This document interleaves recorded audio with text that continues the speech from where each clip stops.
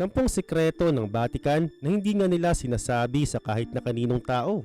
Ang Vatican ay may opisyal na tawag na Vatican City State o Estado ng Ciudad del Vaticano. Isa itong maliit na soberanya o estado na makikita sa loob ng lungsod ng Roma. Ito rin ay isang malayang teritoryo at isang pangunahing spiritual at administratibong sentro ng simbahang katolika sa buong mundo. Pero lingid sa iyong kaalaman ay napakarami nilang sikretong tinatago. Oo, at sa video na nga na ito, ilalahad ko sa inyo ang 10 sa kanilang mga pinakatinatagong sikreto.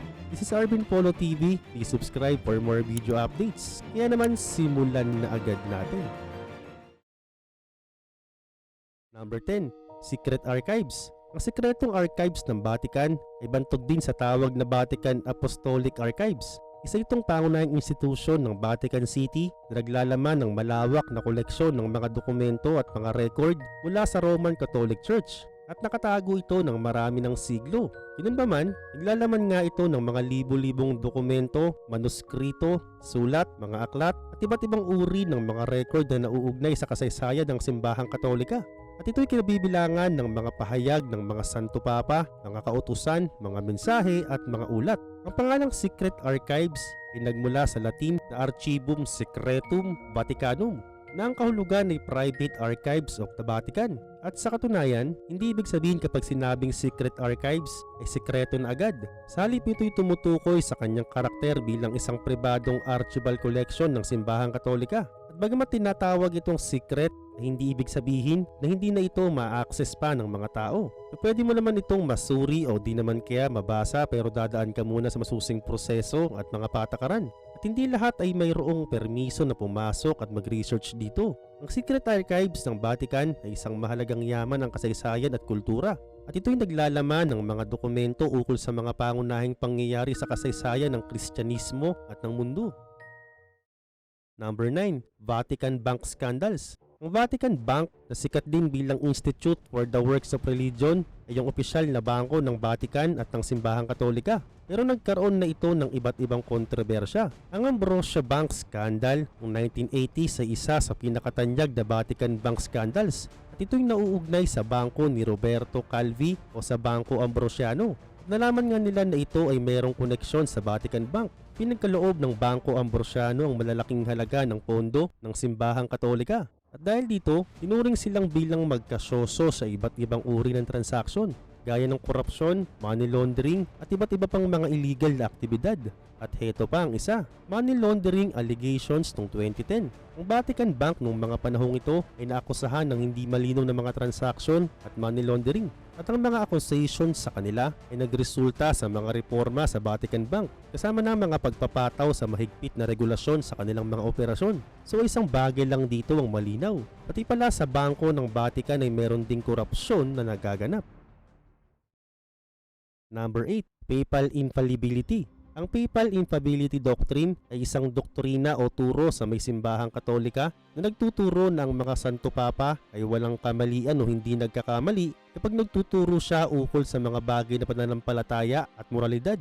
Ito ay isang maprinsipyong doktrina na nagbibigay ng kahulugan sa tungkulin ng Santo Papa bilang leader ng simbahang katolika. Ganun pa man ang authority ng Santo Papa na maging hindi nagkakamaling tao ay nagmumula sa paniniwala ng simbahang katolika. Siya kasi tagapamahala at tagapagturo sa kanilang pangunahing pangangaral ukol sa pananampalataya. At ito raw ay batay sa pahayag ni Jesus kay San Pedro sa banal na kasulatan, lalo na sa may Mateo chapter 16 verse 18 to 19. At heto pa, kapag nagtuturo ang Santo Papa ay tinuturing itong infallible o hindi nagkakamali. At bukod pa, ang turo din daw ng mga Santo Papa ay irreformable o hindi na maaring baguhin pa. At ito'y kinikilala bilang isang bahagi ng pananampalataya ng simbahang katolika. Ang doktrinang Papal Infallibility ay isang mahalagang bahagi ng pananampalataya at sistema ng simbahang katolika. At ito'y tinuturing na isang mekanismo ng pangangalaga at katiyakan para sa mga pangunahing aral ng simbahan. Number 7. Pope Joan. Si Pope Joan ay isang alingaungaw o issue na figura sa kasaysayan ng simbahang katolika na may alegasyon na siya'y isang babae na nagpanggap na lalaki para maging Santo Papa. Sabi ng iba na myth lang daw ito at walang katotohanan. Pero ayon sa kwento, si Pope Joan daw ay pinanganak daw noong 9th century at nagpanggap bilang isang lalaki para makapasok sa may cleric at maging pari. Siya raw ay nag-aral ng theology at pagiging pari sa isang seminaryo. At sinasabi rin na siya ay naging kardinal at naging pope noong ika-9 na siglo. At ang kanyang kasaysayan ay makikita sa mga kasulatan at kronika mula sa ika-13 siglo. At dagdag pa sa kwento, ang pagbagsak ni Pope Joan ay naganap habang siya naglalakad papunta sa Vatican. Oo, siya raw ay naksidenteng nanganak ng isang sanggol habang siya ay naglalakad. Dahil dito nakita ang kanyang tunay na kasarian. At sinabi rin na siya ay namatay o naaksidente pagkatapos nito. Number 6. Illuminati Conspiracy Theories. Alam mo ba na may mga ilang Illuminati Conspiracy Theories ang inuugnay ng mga tao sa Vatican o sa may simbahang Katolika? Ayon sa teorya ng iba, ang Illuminati ay sinasabing naghahasik ng mga elemento ng secularisim at paglaban sa may simbahang Katolika. At ginawa raw nila ito para palitan ng mga pangunahing paniniwala ng simbahang Katolika. At ayon pa sa teorya, ang Vatican daw ay may kaugnayan sa mga sikretong puwersa tulad ng Illuminati. At sinasabi nila na mayroong sikretong plano at manipulasyon ang nagaganap mula noon hanggang ngayon sa Vatican. Kumbaga parang ibig sabihin, Illuminati nang kumokontrol sa Vatican at naimpluwensyahan nito ang buong mundo sa pamamagitan ng simbahang Katolika. Number 5. Hidden Treasures. Ang Vatican ay tanyag sa buong mundo dahil sa kanyang kayamanan sa sining, kultura at relihiyosong mga likha. At ang isa pa sa mga tanyag na art dito ay yung Sistine Chapel ceiling. Ang frescoes o mga mural ni Michelangelo sa kisame ng Sistine Chapel ay ang isa sa mga pinakatanyag na mga obra maestra sa kasaysayan ng sining. At ito'y naglalaman ng mga paglalarawan ng mga pangyayari mula sa banal na kasulatan kasama ng mga sikretong paglikha at pagpapahayag. At ngayon ito naman ang St. Peter's Basilica. Ang St. Peter's Basilica ay may napakagandang arkitektura at mga likhang sining kasama ang mga estatwa, mga pintura at mga bulaklak na nakaukit sa mga marmol. Isa ito sa pinakadakilang simbahan sa buong mundo. At heto pa ang isa, ang Vatican Museums. Ang Vatican Museums ay naglalaman ng napakaraming koleksyon ng mga likhang sining kasama ng mga antiquarian, archaeology at mga pinta mula sa iba't ibang panahon at kultura.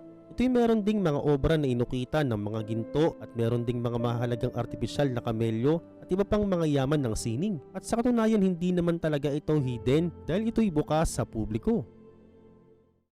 Number 4. Vatican Secret. Narito ang bahay ng Santo Papa. Ito ang Apostolic Palace na kinabibilangan ng residential at opisyal na bahagi ng Santo Papa sa loob ng Vatican. Bukod pa rito ang mga kwarto at mga kagamitan ng Santo Papa na hindi bukas sa publiko at nananatiling pribado. At meron ding Swiss Guard ng Santo Papa at ito ang opisyal na militar na bantay ng Vatican City. At ito'y tinuturing din na isa sa mga pinakamahabang termino ng kasundaluhan sa buong mundo. Ang kanilang mga proseso at tradisyon na ginagawa ay hindi basta-basta malalaman ng kahit na sino man. Dagdag pa may mga kwento din ukol sa mga underground tunnels sa Vatican City na sinasabing ginagamit ito para sa mga layuning sikreto o pangseguridad ng Santo Papa. At heto pa nakakagulat, ang mga transaksyon at gawain ng Vatican Bank ay kilalang pang-internal lamang o hindi pinapakailaman ng publiko. Number 3. Conclave Secrecy. Ang conclave secrecy ay isang mahigpit na tuntunin na pinapatupad tuwing sinasagawa ang proseso ng pagpili ng bagong Santo Papa sa Vatican City. Ang conclave na ito'y sinasagawa sa loob ng Sistine Chapel at confidential ang buong proseso nito. Ang conclave secrecy ay may dalawang pangunahing layunin. Una, naglalayong itong tiyakin ng mga kalahok sa conclave ay makakapagpasya batay sa kanilang konsensya at awa ng Diyos at hindi sa impluensya o pressure mula sa labas. Ikalawa, ito'y nagbibigay ng dignidad at respeto sa proseso ng pagpili ng bagong Santo Papa.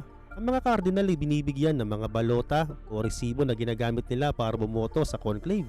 At ang mga balotang ito ay sobrang simple na nagpapahayag lamang ng pangalan ng kanilang napili. Bawat kardinal ay nag-iisa sa loob ng isang pribadong furniture habang naboto. Matapos nito para ipahayag ang resulta ng botohan, ang mga kardinal ay nagpapakita ng kulay na usok sa labas ng Sistine Chapel. Ang puting usok ay nangangahulugan mayroon ng napiling bagong Santo Papa. At pag itim na usok naman ay nangangahulugan na wala pang napipiling Santo Papa. Number 2. Vatican's role in world affairs. Ang Vatican bilang tahanan ng simbahang Katolika at sentro ng liderato ng Santo Papa ay ito'y merong mahalagang papel sa usapin ng mundo, lalo na sa mga aspeto ng moralidad, ethics at kabanalan. Ang Vatican ay naglalabas ng mga pahayag at encyclicals na naglalaman ng moral at ethical na gabay ukol sa mga issue ng lipunan. Ito rin ay nagbibigay ng moral at perspective sa mga kontrobersyal na issue tulad ng kababaihan, sexualidad, kapayapaan at mga karapatang pangtao. Dagdag pa, ang Vatican din na nakikipagtulungan sa iba't ibang sektor ng lipunan kasama ng mga pribadong organisasyon, mga ahensya ng UN at mga iba't ibang pamahalaan sa buong mundo. At nagsusulong nga sila ng adhikain ng katarungan, kapayapaan at pag-unlad. At bukod pa rito, ang simbahan din ay merong malawak na gawain ng kawang-gawa at pangangalaga sa mga mahihirap sa buong mundo. At ito ay nagbibigay ng tulong sa mga biktima ng kalamidad, digmaan at iba't ibang uri ng pangangailangan. Number 1, ang pinakahuli, allegation of scandals. Ang isa sa pinakamalalang kontrobersya na kinasasangkutan ng Simbahang Katolika at Vatican ay ang mga alegasyon ng sexual na pang-aabuso ng mga pari laban sa mga minor. Ang mga alegasyon na ito ay nagdulot ng malawakang sakit ng loob at galit sa buong mundo. Maraming mga grupo at individual na nagtutulak na panagutin ang may sala at proteksyonan ng mga biktima. At heto pa, mula sa mga dekada ng 1980s hanggang 1990s, naglabasan na ang mga aligasyon ng ilang mga pari ay nangaabuso ng mga minor de edad, lalo na mga bata sa mga parokya, mga paaralan at mga institusyon ng Katoliko. At ito ay nagdulot ng pagkabahala at galit mula sa mga biktima ng kanilang pamilya. At marami sa mga kaso ng sexual na pang-aabuso ay sinampana sa mga hukuman sa iba't ibang bahagi ng mundo. Ang mga kriminal na kasong ito ay nagresulta sa ilang mga pari na makulong dahil sa kanilang mga krimen. At marami pa sa mga biktima ng pang-aabuso ay nakakatanggap ng mga financial settlement, at ang mga settlement na ito naglalayong mapanagot ang Simbahang Katolika sa mga alegasyon at para makatulong na rin sa mga biktima sa kanilang proseso ng paghilom. Grabe, no? Ikaw, anong pananaw mo ngayon sa may Simbahang Katolika? Comment down below.